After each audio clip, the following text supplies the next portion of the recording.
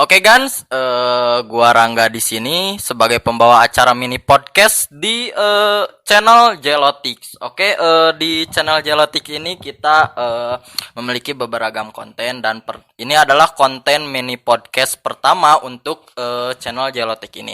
Sebagai gua Rangga pembawa acara di mini podcast kali ini, gua akan membahas mengenai horor, yaitu di pembahasan kali ini temanya tuh horor. Nah, gua akan bertanya bertanya kepada Bardaks talent di sini. Ada 5 orang yang bakal gue tanya mengenai horor, apa itu horor, terus mengenai pengalaman horornya dan kesimpulan mengenai horor apa menurut pendapat mereka. Nah, biar durasi gak banyak dan nggak bikin ngebosonin bagi kalian yang ngedengernya, gua bakal langsung tanya aja satu persatu kepada teman-teman gua mengenai itu horor. Nah, sebelumnya gua bakal memperkenalkan memperkenalkan dulu teman-teman gua pada kalian semua satu persatu. Oke, di sini gua akan memperkenalkan teman gua. Yang pertama adalah Abai, yang kedua Maris, yang ketiga Andra, yang keempat Ijay, yang kelima Agus. Nah, itu adalah teman-teman gua yang bakal gua tanya mengenai apa itu horor, pengalamannya dan segala macam hal tentang horor. Oke.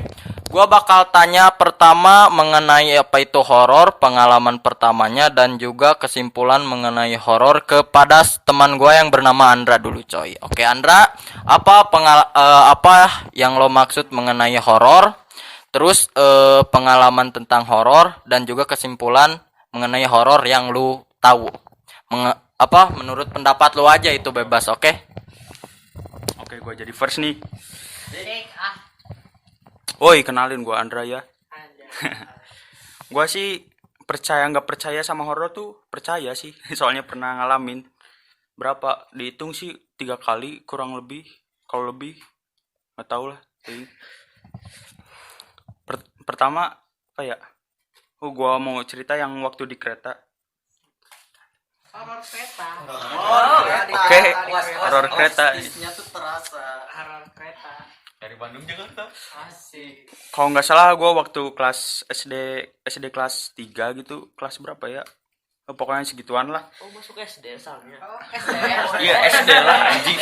SD. Anjing lah. Ya gue waktu kelas 3 SD, gue kan biasa lebaran gitu mau mudik silat lah, mau silaturahmi bersama keluarga dan gimana ya, aduh anjing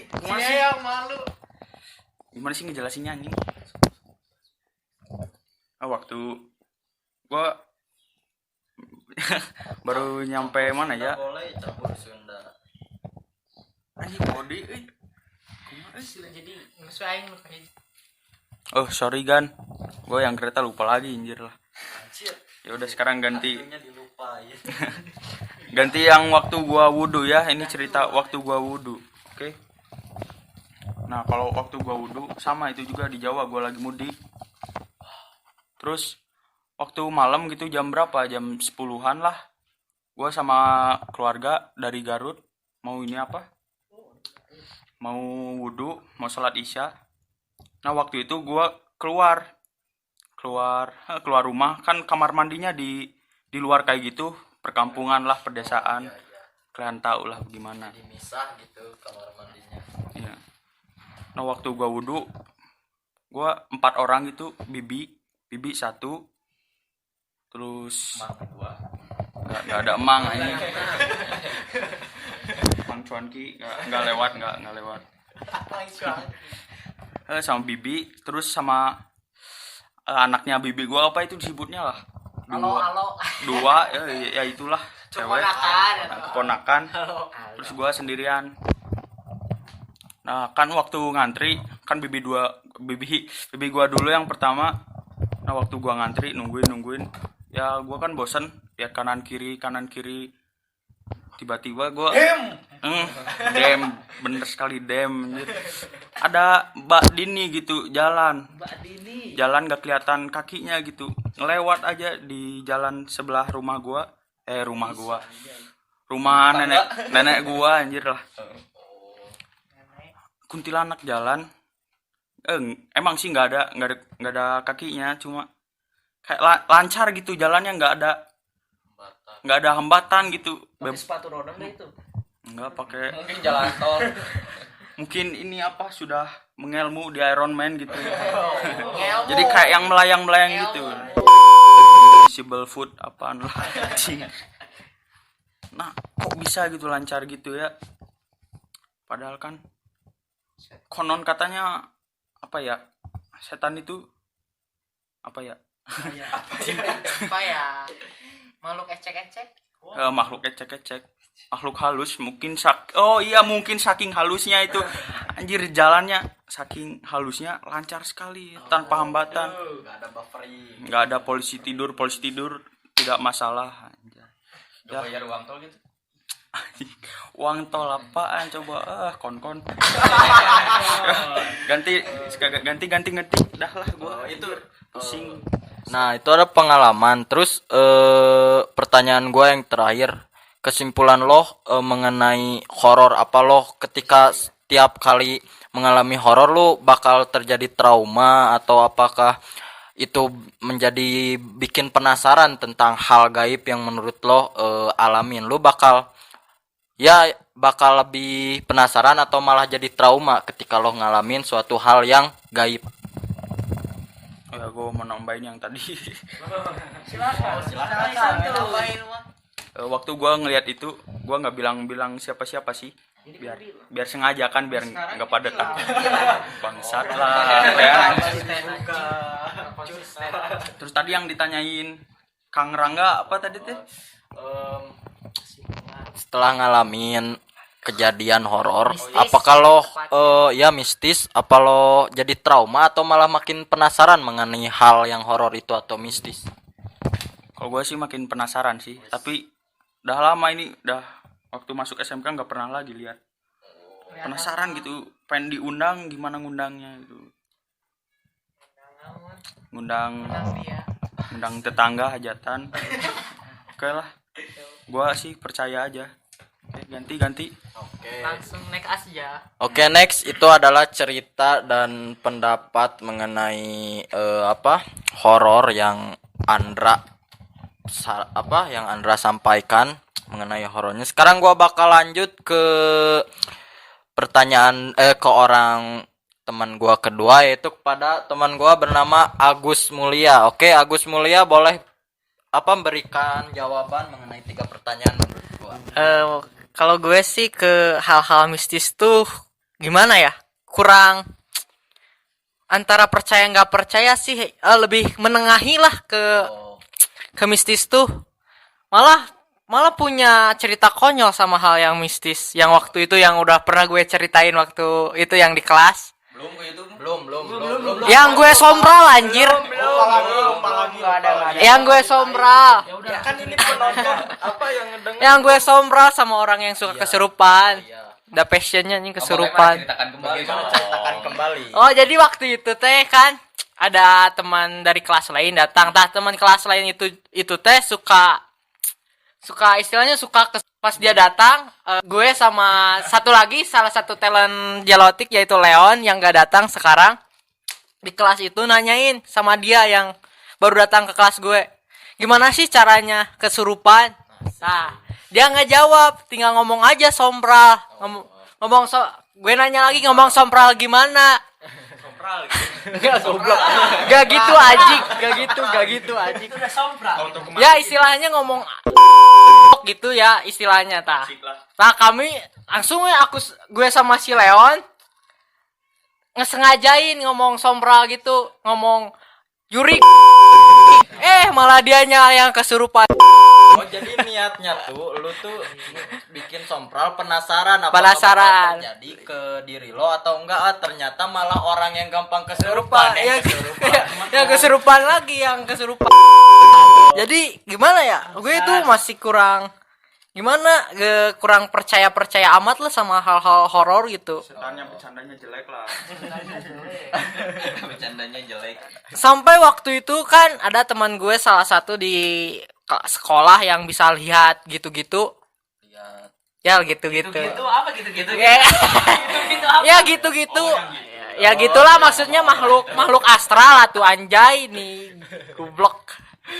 Ya makhluk astral katanya di sini tuh dia ngasih tahu di sekitar deket gudang sekolah ada ininya lah big boss hantunya di sekolah. Nah, di situ gue sengajain aja di sudut sekolah itu gue pipisin tempat itu jeret dipipisin sengaja. Suara pipisnya deret. Beda kupluk beda.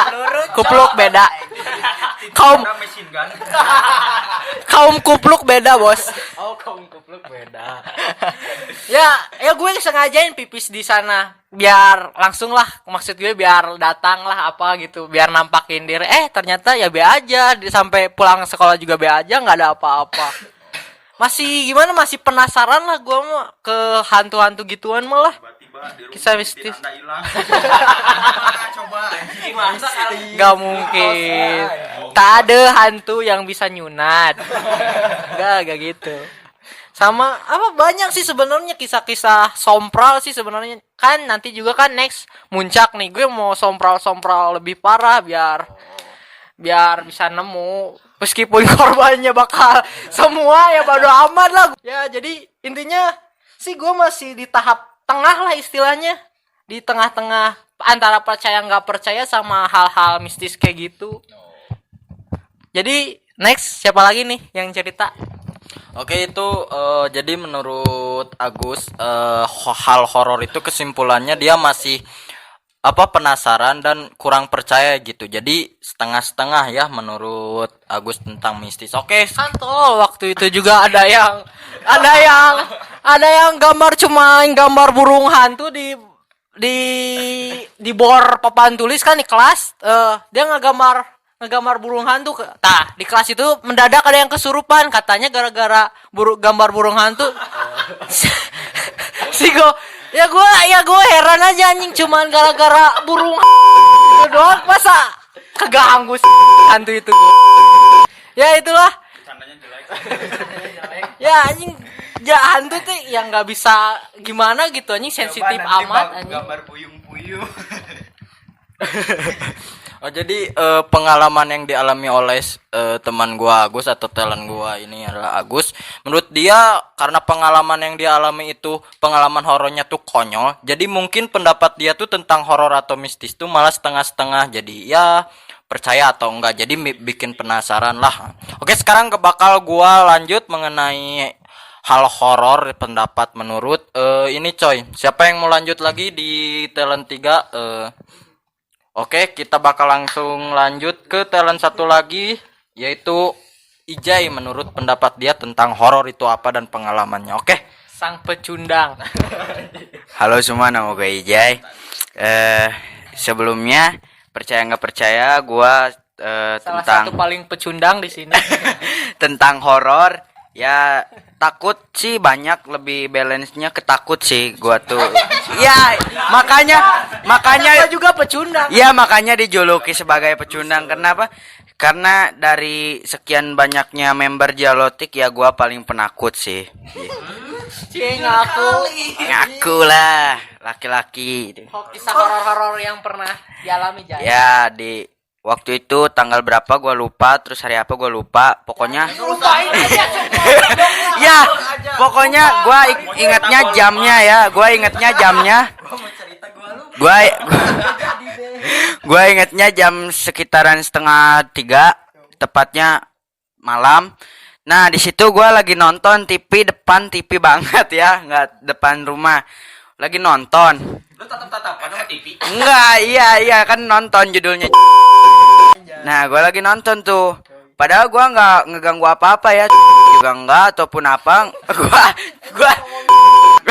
Gue cuma nonton dan gue nggak punya ngeganggu atau gimana ya ke setan itu. Tapi tiba-tiba si pintu buat keluar itu tiba-tiba ngegebrak 3 kali tuh.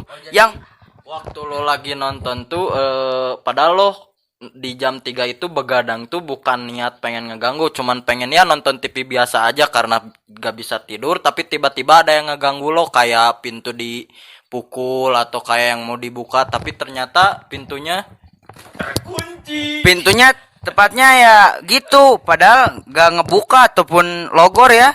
Itu kondisinya dikunci, kondisi si pintunya dikunci. Terus itu malam banget kan, tengah malam tuh, masuknya subuh ya. Jadi si kondisi pintu itu terkunci tapi kayak ada yang ngebuka padahal si pintu itu terkunci kondisinya. Pada terus keras lagi itu ngegebrakinnya. Gua kaget dong ya. Spesifiknya ayam. Tapi pertama nggak mikirnya nggak ke negatif dulu. Gua mikirnya angin ataupun ya nggak angin yang badai risiko ya. Sepeda si Pak nabrak. Iya bisa jadi. Pak RT ngetuk. Iya, pokoknya itu. Nah, gua mikir pertama-pertama itu paling barang ya. Gua lihat ke dapur, ternyata nggak ada yang jatuh satupun. Yang kedua kalinya dia ngegebrak lagi tuh pintu keluar. Brak. Yang kedua kencang itu juga. Gua lihat ke kamar mandi, gua kira sabun atau ada yang ya. Gua kira. Awak. Suara gebrak kan. Gebrak. Ya. Ya, gua ngira itu. Wah, gua mikir tuh yang kedua kalinya anjir nggak masuk akal nih, suara kenceng banget. Gua duduk lagi dah ya. Nah, waktu duduk yang ketiga kali tuh kayak yang nantang. Itu tuh waktu yang ketiga kali lebih keras anjir ngegebrakin pintunya. Terus lu tantangin gitu. Enggak, pertama. Kan judulnya juga saya pecundang, di sini paling takut. Nah, pas ngegebrakin ketiga kalinya udah di situ gua mikirnya negatif, dan gua kan kakak gua Ranggani yang sekarang pembawa acara ini, dia kan lagi tidur posisinya. Bukan ngaku-ngaku, emang bener. Ya. Dia posisinya lagi tidur tuh, Tibra aka ya nyenyak lah ya. Nah, gua bangunin tuh.